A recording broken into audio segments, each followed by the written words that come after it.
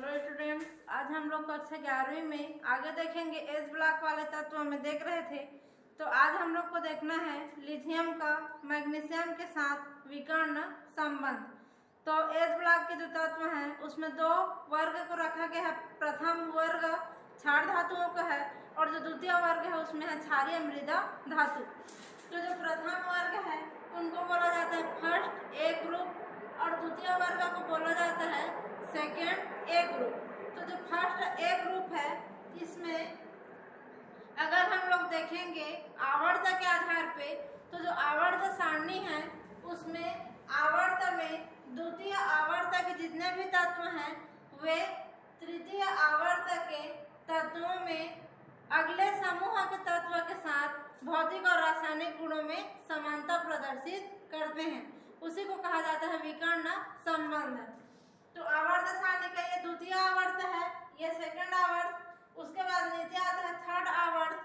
तो ये थर्ड आवर्त सीधा जाएगा बाएं से दाएं, ये भी जाएगा बाएं से दाएं। तो जो आवर्त सारणी में क्षार धातुओं का पढ़ रहे हैं, तो ये क्षार धातुओं का वर्ग है, ये है क्षारीय मृदा धातु का। तो जो क्षार धातुओं का लिथियम है और क्षारीय मृदा धातु का मैग्नीशियम है, ये एक दूसरे से समानता प्रदर्शित करेंगे गुणों में, जिनको विकर्ण संबंध कहते हैं।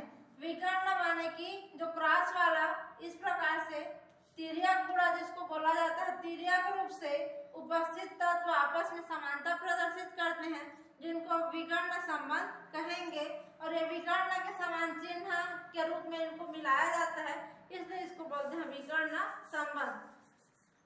तो यहाँ पे परिभाषा में देख लेते हैं कि आधुनिक आवर्त सारणी में द्वितीय आवर्त के प्रथम समूह में उपस्थित लिथियम अपने विकर्ण रूप से उपस्थित तृतीय आवर्त के द्वितीय समूह के मैग्नीशियम के साथ गुणों में समानता प्रदर्शित करेगा, जिसको विकर्ण संबंध कहा जाता है। तो प्रथम वर्ग के द्वितीय आवर्त में उपस्थित लिथियम द्वितीय वर्ग के तृतीय आवर्त में उपस्थित मैग्नीशियम के साथ विकर्ण रूप से भौतिक और रासायनिक गुणों में संबंध प्रदर्शित करेगा, समानता प्रदर्शित करेगा, जिसको विकर्ण संबंध कहते हैं। तो यह हो गया लिथियम और मैग्नीशियम का विकर्ण संबंध। इसमें विकर्ण संबंध के लिए कुछ कारण है कि लिथियम का जो गुण रहेगा वही गुण मैग्नीशियम के पास भी रहता है, कुछ कुछ गुण में समानता रहता है। इसी समानता के आधार पर इसको विकर्ण संबंध के रूप में लिया गया है। तो क्या क्या समानता है और क्या क्या कारण है इनके दोनों के गुणों में समानता होने का, उसके बारे में देखते हैं। तो लगभग लिथियम और मैग्नीशियम दोनों का जो परमाणु का आकार है और आणविक त्रिज्या का आकार है समान रूप से पाया जाता है। दोनों की जो ऋण विद्युतता का मान है या इलेक्ट्रोनेगेटिविटी का मान है वो भी समान रहता है। दोनों की धन विद्युतता या फिर इलेक्ट्रोनेगेटिविटी जिस प्रकार से, उसी प्रकार से इलेक्ट्रोपॉजिटिविटी या धन विद्युतता का गुण जो है वह भी दोनों में समान रहता है। और लगभग दोनों की जो ध्रुवण क्षमता है, माने ध्रुवित होने की जो क्षमता है, दो ध्रुवों में बंटने की जो क्षमता है, वह भी समान रूप से पाई जाती है। इसलिए दोनों के गुणों में इन समानताओं के कारण इनको विकर्ण संबंध के रूप में प्रदर्शित किया गया है। तो यहाँ पे लिथियम तथा मैग्नीशियम के गुण में जो समानता पाई जाती हैं उनको फिर से डिटेल से रिएक्शन के रूप में दिया है। तो लिथियम और मैग्नीशियम दोनों ही क्या रहता है, अपने समूह में सबसे ज्यादा कठोर तत्व हैं। जैसे ग्रुप 1 में लिथियम सबसे ज्यादा कठोर है, तो ग्रुप 2 में मैग्नीशियम सबसे ज्यादा कठोर है। तो अपने अपने ग्रुप का कठोर तत्व है, इसलिए दोनों एक दूसरे के समान होंगे। दोनों जो तत्व है लिथियम और मैग्नीशियम, दोनों का गलनांक उच्च पाया जाता है। लिथियम और मैग्नीशियम दोनों जब ऑक्सीजन के साथ संयोग करते हैं तो ऑक्साइड का निर्माण करते हैं। जैसे कि जो लिथियम है वह Li2O का निर्माण करेगा ऑक्सीजन के साथ जब इसको गर्म करेंगे तो, और जो मैग्नीशियम है वह MgO का निर्माण करता है। तो यहाँ पे लिथियम एक संयोजी है, इसलिए ऑक्सीजन के एक अणु के साथ 2 लिथियम को लिए इस प्रकार से, क्योंकि ऑक्सीजन 2 बंध बनाएगा तभी उसका अष्टक पूरा होगा और लिथियम 1 बंध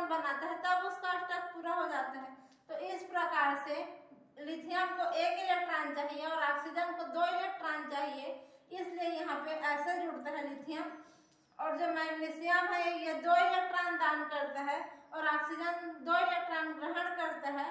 तो यहाँ पे इस प्रकार से ये जुड़ेगा। तो इस प्रकार से दोनों ही ऑक्साइड का निर्माण करते हैं। दोनों तत्व नाइट्रोजन के साथ जब संयोग करते हैं तो नाइट्राइड का निर्माण करेंगे। लिथियम नाइट्राइड का सूत्र होता है Li3N2 और मैग्नीशियम नाइट्राइड का सूत्र होगा Mg3N2।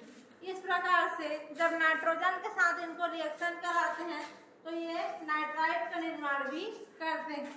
आगे देखेंगे जब इनके जो हाइड्रोक्साइड रहते हैं जैसे लिथियम हाइड्रोक्साइड और दूसरा देखेंगे मैग्नीशियम के हाइड्रोक्साइड।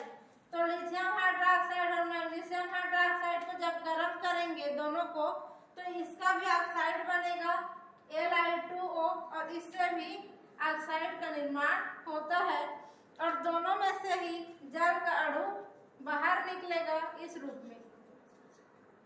तो दोनों के हाइड्रोक्साइड को जब गर्म करते हैं तो दोनों का ऑक्साइड बनता है और दोनों से जल के अणु बाहर निकलते हैं, इसलिए दोनों के गुणों में समानता पाई जाएगी।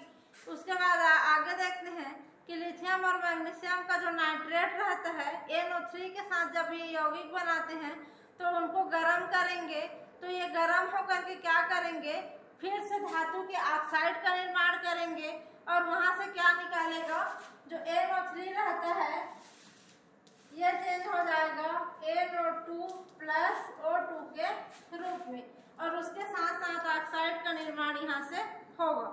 आगे है जब इनका जो कार्बोनेट रहता है जैसे लिथियम के कार्बोनेट है उसको जब गर्म करेंगे, लिथियम का जो कार्बोनेट है और मैग्नीशियम का कार्बोनेट है इसको जब गर्म करते हैं तो ये गर्म होने के बाद क्या देंगे, यहाँ से लिथियम ऑक्साइड बनेगा और यहाँ से मैग्नीशियम ऑक्साइड बनेगा प्लस यहाँ से CO2 निकलेगा और यहाँ से भी CO2 का अणु बाहर निकलेगा। तो जब कार्बोनेट को गर्म करते हैं दोनों के तो दोनों का ऑक्साइड बनेगा और दोनों से CO2 बाहर निकलता है, इसलिए भी इनके गुणों में समानता पाई जाती है। दोनों जब जल के साथ रिएक्शन करेंगे वाटर के साथ तो हाइड्रोक्साइड का निर्माण करते हैं। तो जो लिथियम का हाइड्रोक्साइड है इसका सूत्र होता है LiOH और मैग्नीशियम का जो हाइड्रोक्साइड है इसका सूत्र होता है MgOH ट्वाइस। तो इस प्रकार से इनके हाइड्रोक्साइड का निर्माण होगा जल के रिएक्शन के साथ। तो यह हो गया इनके गुणों में समानताएं जिनके कारण ये विकर्ण संबंध प्रदर्शित करते हैं। उसके बाद बहुत सारी और समानता देखने को मिलेगी दोनों में, क्योंकि दोनों के जो क्षार हैं वो दुर्बल प्रकार के रहते हैं। दोनों का अस्तित्व केवल विलयन के रूप में ही रहता है, जब ये बाइकार्बोनेट के रूप में नहीं पाए जा सकते। अब इनके क्लोराइड को देखेंगे तो जो क्लोराइड है वो कार्बनिक विलायकों में आसानी से घुल जाता है, क्योंकि दोनों के जो क्लोराइड रहते हैं उनमें सहसंयोजक प्रकृति पाई जाती है। लिथियम के जो क्लोराइड है और मैग्नीशियम का क्लोराइड है वह जल के अणु के साथ क्रिस्टलीकृत रूप में भी पाए जाते हैं। यह सभी इनके गुणों में समानता है। अब देखेंगे कि क्षारीय धातुओं के उपयोग। अभी तक हम लोग वर्ग 1 क्षार धातु के बारे में पढ़ रहे थे। अब जो वर्ग 1 का क्षार धातु है उनके उपयोग के बारे में देखते हैं। तो लिथियम का उपयोग सबसे पहले, क्योंकि क्षार धातु में सबसे ऊपर लिथियम रहता है, तो लिथियम के उपयोग के बारे में दिया है। तो इसका उपयोग मिश्र धातु बनाने में किया जाता है। जैसे कि लेड के साथ जो मिश्र धातु बनता है उसको श्वेत धातु कहते हैं। इनका उपयोग जो श्वेत धातु हैं उनका उपयोग मोटर इंजनों में बेयरिंग तथा विद्युत तार को खोलने के लिए किया जाता है। दूसरा है लिथियम के जो कुछ यौगिक है जैसे कि Li2CO3 लिथियम का कार्बोनेट। लिथियम का जो कार्बोनेट है उनका उपयोग कठोर जल रोधी कांच के निर्माण में किया जाता है। जल रोधी जो कांच का निर्माण है उसके निर्माण में इनका उपयोग किया जाता है और इनके द्वारा जब कांच का निर्माण होता है तो वह लिथियम हाइड्रोक्साइड का उपयोग CO2 के अवशोषण के लिए भी किया जाता है। दूसरा देखते हैं सोडियम के उपयोग।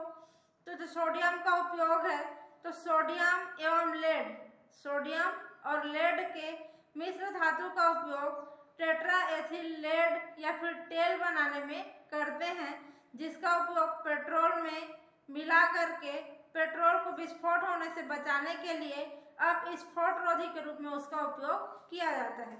इसी तरह जो द्रव रूप में सोडियम या पोटेशियम पाया जाएगा, उनके मिश्र धातु का उपयोग नाभिकीय रिएक्टरों में शीतलता या कूलिंग के लिए या ठंडा प्रदान करने के लिए करते हैं। अगला है पोटेशियम का उपयोग। तो पोटेशियम के बहुत सारे यौगिक हैं, जैसे कि पोटेशियम क्लोराइड, पोटेशियम हाइड्रोक्साइड। साबुन के निर्माण में पोटेशियम का निर्माण होता है, पोटेशियम का उपयोग होता है। कार्बन डाइऑक्साइड के अवशोषक के रूप में इसका उपयोग किया जाता है। उर्वरक के रूप में पोटेशियम नाइट्रेट का उपयोग भी मिट्टी के बर्तन बनाने के लिए, सिरेमिक्स के रूप में, और रंगीन टेलीविजन की जो ट्यूब रहती है उसको बनाने के लिए, प्रतिदीप्ति वाले प्रकाश के नलियों के निर्माण में, इन सब में पोटेशियम का उपयोग किया जाता है। इसके अतिरिक्त जो जैविक तंत्र में होने वाली क्रिया है उसमें पोटेशियम आयन बहुत महत्वपूर्ण भूमिका निभाती है। तो यह हो गया क्षार धातुओं में सोडियम, पोटेशियम और लिथियम के कुछ महत्वपूर्ण उपयोग। आगे देखेंगे कि सोडियम के कुछ महत्वपूर्ण यौगिकों का बनना एवं उनके गुण। अब यहाँ तक उनके उपयोग देख लिए। अब जो सोडियम है वह कुछ महत्वपूर्ण यौगिक बनाता है, जैसे कि सोडियम कार्बोनेट और सोडियम बाइकार्बोनेट। तो जो सोडियम कार्बोनेट है उसका सूत्र रहता है Na2CO3। यह सोडियम कार्बोनेट इसको धोने का सोडा या कपड़े धोने का सोडा भी कहा जाता है और इसका नाम है सोडियम कार्बोनेट। दूसरा है NaHCO3, इसका नाम है सोडियम बाइकार्बोनेट। इसको खाने का सोडा कहते हैं। जो खाना खाने का जो सोडा रहता है उसका रूप में सोडियम बाइकार्बोनेट का उपयोग किया जाता है। तो सबसे पहले हम लोग देखेंगे सोडियम कार्बोनेट या धोने के सोडा के बारे में। तो इसको राख सोडा भी कहा जाता है या फिर निर्जल सोडियम कार्बोनेट के नाम से भी जाना जाता है, क्योंकि इसमें जल की मात्रा एब्सेंट है, जल का अणु इसमें नहीं जुड़ा है, इसलिए इसको निर्जल सोडियम कार्बोनेट भी कहा जाता है। और जब इसके साथ जल का अणु जुड़ा हुआ रहता है तो ये किस रूप में रहेगा? Na2CO3 10H2O। इस रूप में जब ये रहता है तब इसको कहा जाता है धोने का सोडा। जब इसके साथ जल का अणु अटैच रहते हैं तब, या फिर जलयोजित सोडियम कार्बोनेट भी कहते हैं। सोडियम कार्बोनेट भारत में साल्टपीटर या फिर सज्जी के रूप में पाया जाता है। और सोडियम जो कार्बोनेट है यह सामान्यतः जब इनको बनाते हैं तो अमोनिया सोडा प्रक्रम या फिर साल्वे प्रक्रम के द्वारा इसको बनाया जाता है। इसको बनाने का जो सिद्धांत है उसमें देखते हैं, सबसे पहले अमोनिया गैस को कार्बन डाइऑक्साइड गैस और वाटर की उपस्थिति में रिएक्शन कराते हैं तो वहाँ पे अमोनियम बाइकार्बोनेट का निर्माण होता है। तो यहाँ पे ब्राइन माने कि सोडियम क्लोराइड के सांद्र विलयन से संतृप्त किया हुआ अमोनिया का उपयोग किया जाता है। तो जो NH3 है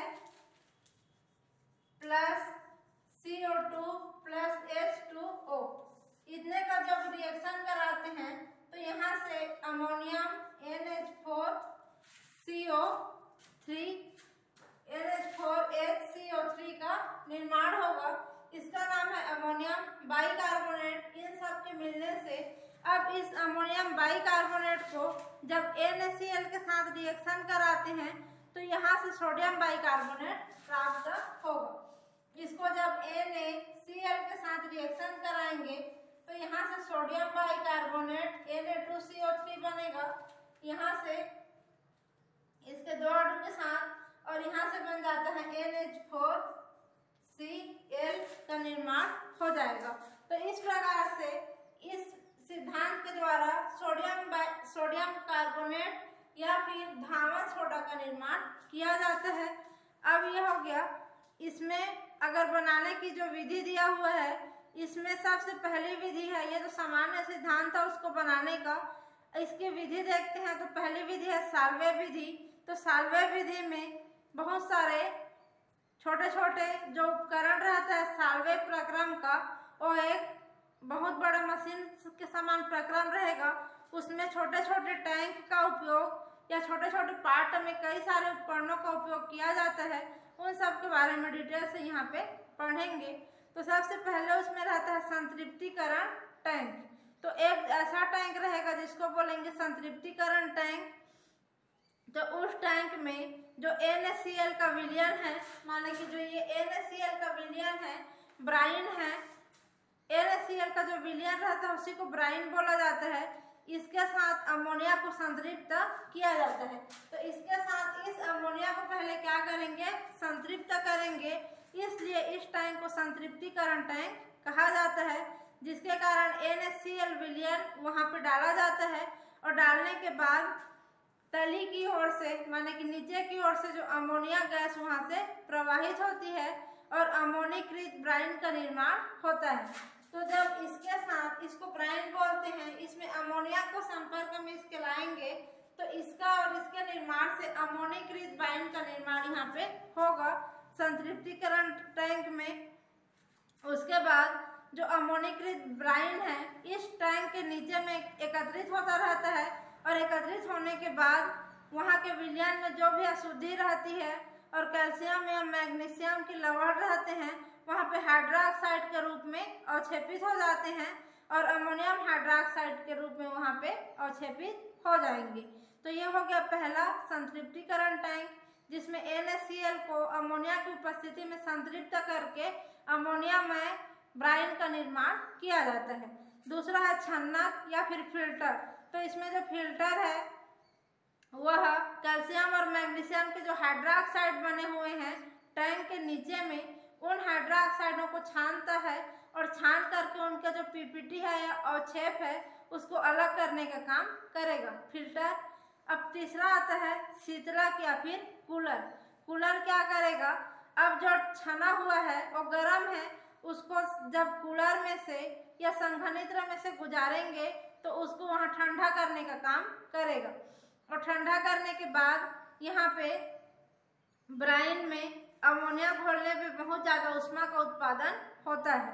तो ऊष्मा का उत्पादन शीतलक में होगा और वह ठंडा करने का काम करेगा। चौथा आता है कार्बोनीकरण स्तंभ। तो एक ऐसा स्तंभ इसमें लगा रहता है जिसको बोला जाता है कार्बोनीकरण स्तंभ। तो इस स्तंभ में जो भी ब्राइन ठंडा होकर के आया है उसको कार्बोनीकरण स्तंभ में ऊपर की ओर से गिराया जाता है और गिराने के बाद उसमें आयरन के बहुत सारे प्लेट लगे रहते हैं। उन प्लेटों में से वह होकर के गुजरता है और प्लेट के बीच में छोटा सा छिद्र रहता है जिसमें से होकर के वह गुजरता है और चूने के भट्टी से आने वाली जो कार्बन डाइऑक्साइड गैस है उस गैस के संपर्क में आएगा। तो उस गैस के संपर्क में जब आता है तो वह कार्बन डाइऑक्साइड गैस और ऊपर से आया हुआ जो अमोनिया में ब्राइन है आपस में संपर्क में आएंगे। तो यहाँ पे कौन सा वाला रिएक्शन होगा, यही रिएक्शन होगा। अमोनिया गैस वाला ब्राइन है उसमें कार्बन डाइऑक्साइड गैस को प्रवाहित किए हैं और उसको ठंडा कर दिए हैं। तो ये तीनों रिएक्शन करके वहीं पे जो कार्बोनीकरण स्तंभ है वहीं पे अमोनियम बाइकार्बोनेट का निर्माण कर देते हैं। तो यहीं पे होगा अमोनियम बाइकार्बोनेट का निर्माण कार्बोनीकरण स्तंभ में। उसके बाद यहीं से क्या होगा, फिर से उसको NaCl के साथ वहीं पे ट्रीट करेंगे तो वहीं पे सोडियम कार्बोनेट का निर्माण हो जाएगा और अमोनियम क्लोराइड वहाँ से अलग हो जाएगा। अब इसमें देखते हैं सावधानी। तो यहाँ पे जो कार्बन डाइऑक्साइड गैस को जब उसने प्रवाहित किए हैं वहाँ पे सावधानी रखने की जरूरत रहती है और वहाँ का जो टेम्परेचर है उसको जब CO2 प्रवाहित करेंगे तो 30 डिग्री सेंटीग्रेड रखना चाहिए। अगला आता है निर्वात छानना। इन सब के बाद फिर एक तो फिल्टर में से गुजारा जाता है जिसको निर्वात फिल्टर या वैक्यूम फिल्टर कहा जाता है, जहाँ पे वायु अब्सेंट रहेगा। तो जो सोडियम बाइकार्बोनेट है वहाँ से अमोनियम क्लोराइड की सूक्ष्म मात्रा के साथ उसको वैक्यूम फिल्टर में से प्रवाहित किया जाता है और वहाँ से प्रवाहित करने के बाद जो इन दोनों का मिक्सचर है इसी को वैक्यूम फिल्टर में प्रवाहित करेंगे तो वहाँ से जो अमोनियम क्लोराइड है वो बाहर निकल जाएगा और प्योर रूप से जो सोडियम कार्बोनेट है हमको प्राप्त हो जाता है। उसके बाद आता है चूना भट्ठी।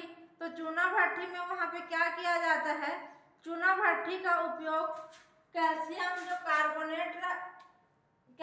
कार्बोनेट रहता है उसको तोड़ करके कैल्शियम ऑक्साइड और CO2 के उत्पादन में करते हैं। तो जो चूना भट्ठी है उसका उपयोग इस CO2 के उत्पादन के लिए किया जाता है।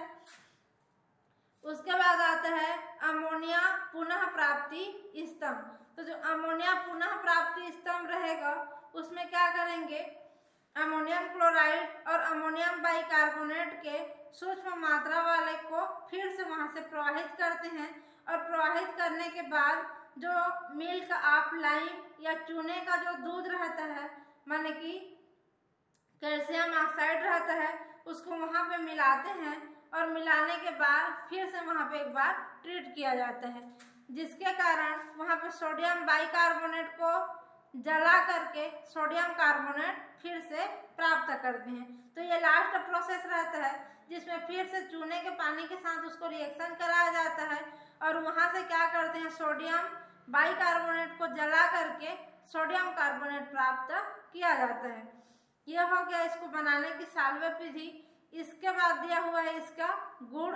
तो किसका गुण है ये अब हम लोग पढ़ेंगे। जो सोडियम कार्बोनेट यहाँ पे बन गया इसका डायग्राम बुक में आप लोग को मिल जाएगा, उसको आप लोग देख लेंगे और उसके आधार पे कहीं भी पूछेगा क्वेश्चन पेपर में तो सिद्धांत में सबको लिखना है। उसके बाद अभी जो पढ़े उसको क्रियाविधि में लिखना है और नामांकित चित्र पूछेगा तो बुक में जो चित्र दिया है उसको बनाना है। उसके बाद देखेंगे भौतिक गुण। तो सोडियम कार्बोनेट देख रहे हैं तो सोडियम कार्बोनेट का भौतिक गुण में देखते हैं तो ये सफेद कलर का रहता है, ठोस रूप में रहेगा और क्रिस्टलीय पदार्थ के रूप में रहता है और इसमें 10 जल का अणु जुड़ा रहता है। तो 10 के लिए शब्द आता है डेका। तो ये डेका हाइड्रेट के रूप में पाया जाता है, इसलिए इसको धावन सोडा या फिर धोने का सोडा भी कहते हैं। यह जल में सरलता से विलय हो जाता है और इसका गलनांक 852 डिग्री सेंटीग्रेड पाया जाता है। अब यह हो गया इसका भौतिक गुण। अब आते हैं रासायनिक गुण में। तो रासायनिक गुण में जब देखते हैं तो इसमें ऊष्मा का प्रभाव यानी कि जब इसको गर्म करेंगे 750 डिग्री सेंटीग्रेड पे तो इसमें से जो 10 जल का अणु है उसमें से एक जल का अणु बाहर निकल जाएगा और यहाँ से 9H2O का निर्माण होता है। तो इस प्रकार से इसको जब गर्म करते हैं तो जल के अणु यहाँ से बाहर निकल जाएंगे और पहले बनेगा 9H2O, उसके बाद ये भी बाहर निकल जाता है और प्योर सोडियम कार्बोनेट का निर्माण होगा। दूसरा है जल की क्रिया। तो जब इसको जल के साथ रिएक्शन कराते हैं तो इसमें बनेगा सोडियम हाइड्रोक्साइड।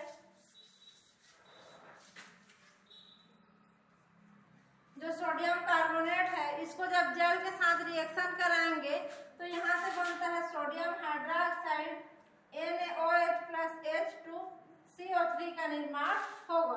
तो यह हो गया जल के साथ रिएक्शन। अगर इसको अम्ल के साथ रिएक्शन कराते हैं तो सोडियम का सल्फेट बनेगा।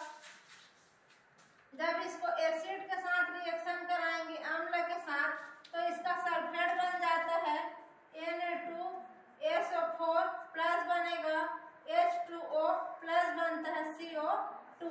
तो इस प्रकार से एसिड के साथ रिएक्शन से कार्बन डाइऑक्साइड, जल और सल्फेट का निर्माण होगा।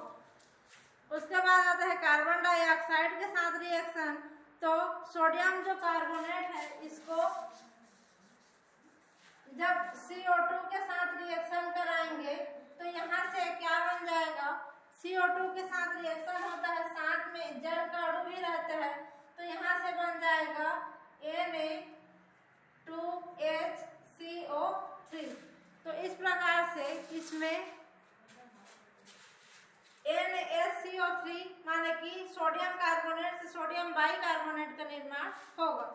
अगला इसका रिएक्शन है सल्फर डाइऑक्साइड के साथ रिएक्शन। तो जब सल्फर डाइऑक्साइड या फिर SO2 के साथ जब इसको रिएक्शन कराते हैं तो यहाँ से बनेगा Na2SO3 का निर्माण होगा और इसका नाम रहता है सोडियम बाइसल्फाइड। Na2SO3 जो बनता है इसको कहते हैं सोडियम बाइसल्फाइड, जो SO2 और सोडियम कार्बोनेट के रिएक्शन के बाद बनेगा। उसके बाद आता है चूने के पानी के साथ रिएक्शन। तो जो चूने का पानी रहता है उसका सूत्र रहता है CaOH। इसके साथ जब इसको रिएक्शन कराएंगे तो यहाँ से बनेगा सोडियम हाइड्रोक्साइड प्लस बनेगा CaCO3। तो सोडियम हाइड्रोक्साइड बनता है यहाँ से सोडियम और हाइड्रोक्साइड आयन से, और यहाँ के कार्बोनेट आयन और यहाँ के कैल्शियम आयन से बनेगा कैल्शियम कार्बोनेट। तो यह हो गया इसका केमिकल प्रॉपर्टी या फिर रासायनिक गुण सोडियम कार्बोनेट का। उसका बाद इसका उपयोग दिया हुआ है। तो सबसे पहले धावन सोडा के रूप में इसका उपयोग कपड़े धोने के लिए किया जाता है। जल की स्थायी कठोरता को दूर करने के लिए इसका उपयोग होता है। साबुन, बोरेक्स और कास्टिक सोडा बनाने में तथा कांच के उद्योग में जल रोधी कांच बनाने के लिए और कागज उद्योग में इसका उपयोग करते हैं। और जो K2CO3 है और Na2CO3 है इसका मिश्रण के रूप में, गलन मिश्रण के रूप में उपयोग किया जाता है। पेट्रोलियम के शोधन में और धातुओं के शोधन में इसका उपयोग होता है। प्रयोगशाला में अभिकर्मक के रूप में इसका उपयोग करते हैं प्रैक्टिकल करने के लिए। और कई प्रकार के जो पेंट बनाने के लिए, दीवारों में पेंट करने के लिए और डाई या फिर रंजक बनाने के लिए इनका उपयोग किया जाता है। तो यहाँ पे ये कंप्लीट हुआ है सोडियम कार्बोनेट। अब आते हैं सोडियम बाइकार्बोनेट पे। तो ये हुआ कंप्लीट सोडियम कार्बोनेट।